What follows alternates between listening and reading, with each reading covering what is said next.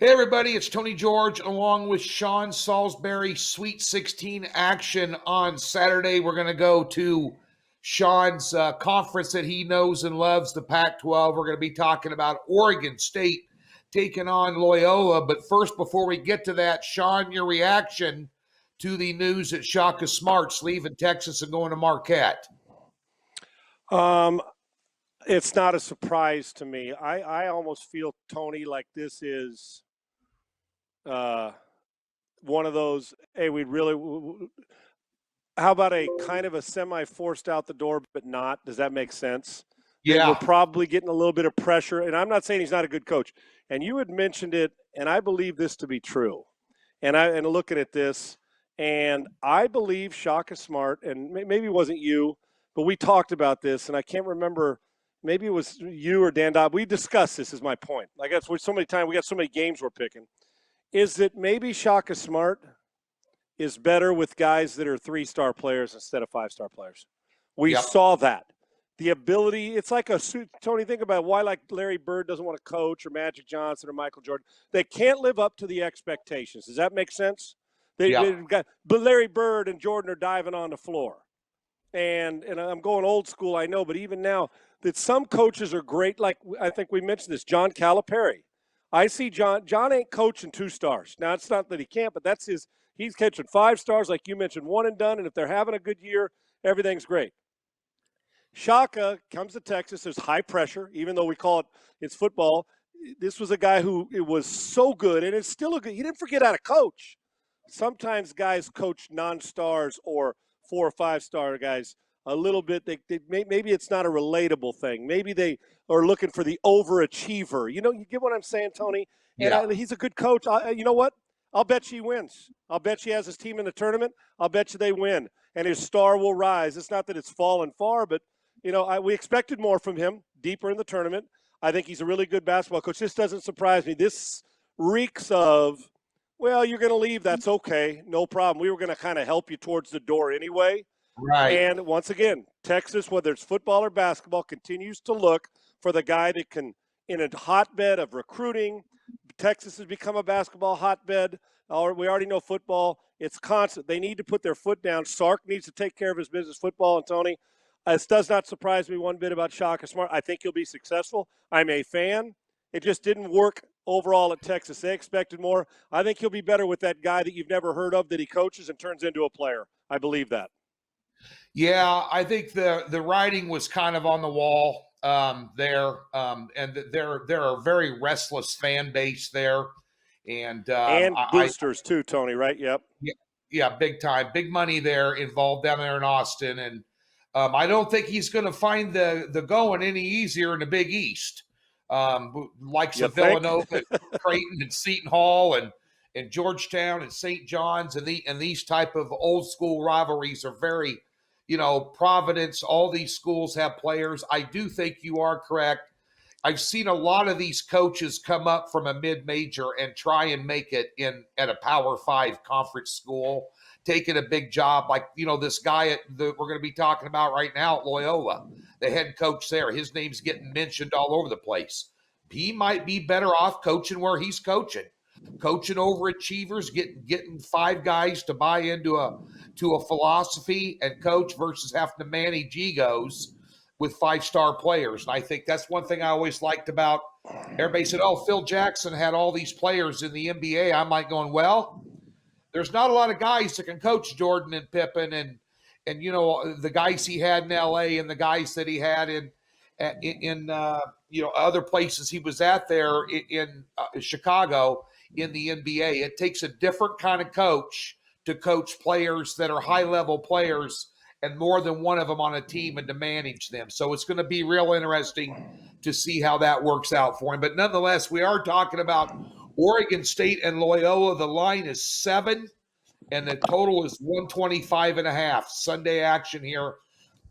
I guess maybe, Sean, and you're a Pac-12 guy, they're throwing the word around Cinderella for Oregon State. But as I'm looking at their most recent resume, let's go to their last 5 games.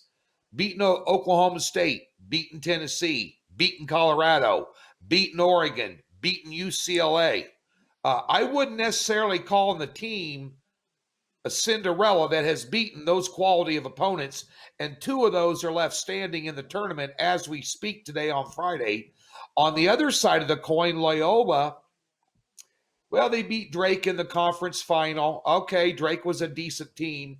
But the most impressive thing about Loyola is two double-digit wins. Georgetown, Illinois, 71-58, probably the best, most well-executed, played, and coached game I'd seen a team play all year long. Don't know if they can meet those expectations here. Sean, you take a look at the numbers across the board here, they look damn near dead even, and yet there's 7 points involved here. And if anybody was paying attention to the 4 games last night in the NIT, basically their Elite Eight, I'm going to tell you something. You found out very quickly nothing comes easy. All those were 1 or 2 or 3 or 4 point games. It's going to come right down to the wire here. I'm at least on the surface, Sean, I'm thinking it might be a little low scoring here, but the total at 125.5, the basic handicapping philosophy is anytime you're around 120 points and there's 7 points or more involved, you got to take a strong look at the underdog here. And I think Oregon State has made a case for themselves.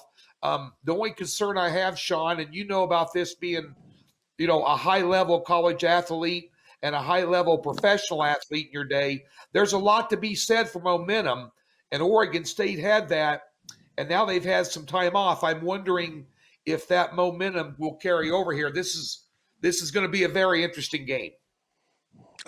Tony, I'm with you. I'm leaning when I get to this Sweet 16 and start to look at some of these point spreads, and I know we're not talking about it today, but for instance, Syracuse and Houston, 6.5. You start to look at a game we'll get to, Gonzaga, this game. I'm going to tell you right now, I'd be hard pressed not to lean dog in a lot of these games when it comes to lower over under and the dog, because it's the tournament too. So I take that emotion and history into it too, right? Now listen, if the best teams play their best, well, good gracious, but it's not always the best team that wins this. Matter of fact, how often, and I don't know this statistic, Tony, and I'm just throwing it out there for our viewers and listeners, is the number 1 seed and the number 1 seed in the tournament gone on and won the tournament? Maybe it's happened a lot. It seems to me that that's not always the case, right? Now, it may be a 1 seed, it may be a 2 or 3, but underdogs at this point, when you're giving me 7, 10, 12, 13.5 points, I'm worried about backdoor covers, but I think these teams become so evenly matched, they start to believe it. It's like when you're playing and you allow a team in football that's a 22-point underdog, and it's the middle of the fourth quarter and they start hanging around. Guess what happens?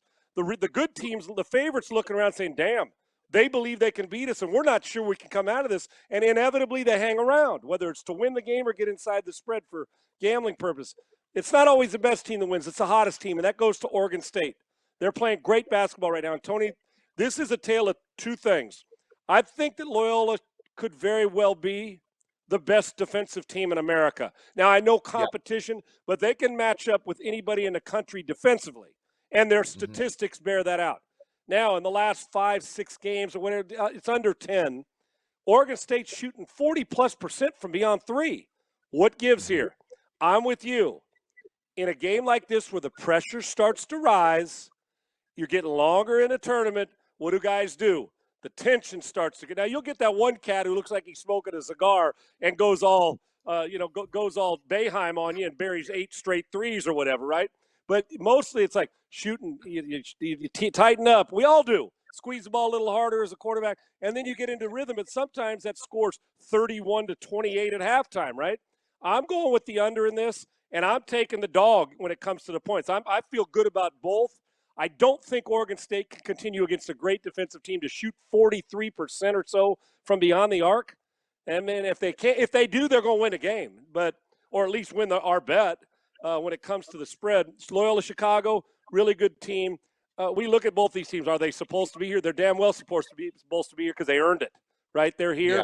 Great defense versus a shooting team right now that's on fire the last 5 or 6 games at Oregon State. I'll take the dog. I hope the Pac-10 continues, or Pac-12, continues their run. But I love both these teams. Great defense versus hot shooting. I'm taking the under, and I'm taking the dog in this game. Well, Loyola is the number 1 ranked defensive efficiency rating team in the country. There you go. Yeah. What was that per 100 possessions or something, Tony? Yeah. Right? Yeah. And that's some stout business. And obviously what they did to hold Illinois to 58 points shows you what their prowess is. And I think a lot of that Illinois game was just exactly what you stated. Illinois is going, these guys think they can beat us. And guess what? They never caught up. I mean, Loyola dominated that game from top to bottom. And, they used every offensive game plan known to mankind there with the rotation at the top and the big guy out near the top of the key. And they kept rotating players. Now, Oregon State's going to be smart enough to see that and have a counter for that. And I do think you're right. I think either team gets over 62 or 63 points in this game. First one to 62 wins. I do believe that. I will agree with you also. We're going to make this a consensus. I like Oregon State now that it's up to 7. Ken Palm's got this rated at -11, but I'm not going to go against a team shooting 42% from three-point range, 78% from the free throw line. And by the way, Loyola boasts some good numbers too. They're 50% from the floor their last 5. 45% from three-point range, and 75%. But I think they're both going to come out and play defense. You might want to take a look at the first half under as well. I think they're really going to come out tight and try and fill each other out. So check out what that number is as well. But I'll take the points along with Sean Salisbury in this matchup on the Sweet 16 on Saturday. Folks, be sure and catch Sean on iHeartRadio with the Sean Salisbury Show each and every day over there, one of the best sports talk shows in the country. And, of course, we got a free $60 in the link in the description below. Get over to Doc Sports and get yourself hooked up with some Sweet 16 and some NIT Final Four action this weekend as well, along with some NBA and baseball right around the corner. Come check out the offerings. And be sure and tune in also to our Sunday Sweet 16 pick as well. Say that fast 3 times. Thanks for tuning in, folks.